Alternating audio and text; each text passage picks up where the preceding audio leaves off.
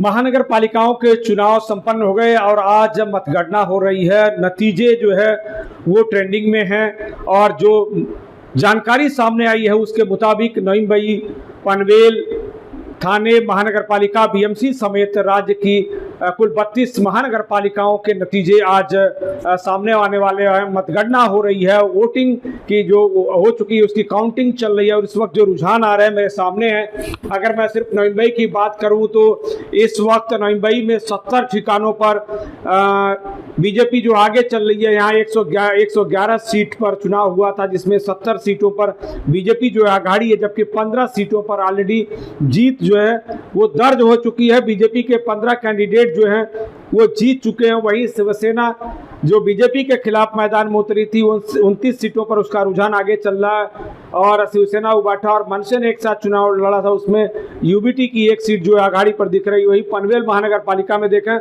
तो महायुति के दौरान यानी शिवसेना और एनसीपी और बीजेपी ने साथ लड़कर चुनाव लड़ा था, साथ में चुनाव लड़ा था। उसमें महायुति को कुल 39 सीटों पर विजय मिल चुकी है। 4 और सीट जो विजयी यानी कुल 43 सीटों पर जो है ये विजय हासिल हो चुकी है।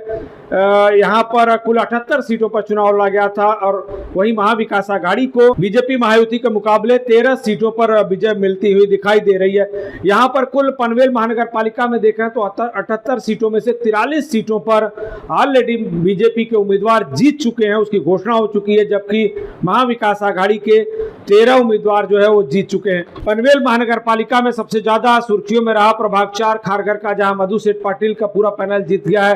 प्रभाग 5 का पूरा पैनल जीत गया है। प्रभाग 18 में बीजेपी की जीत हुई है।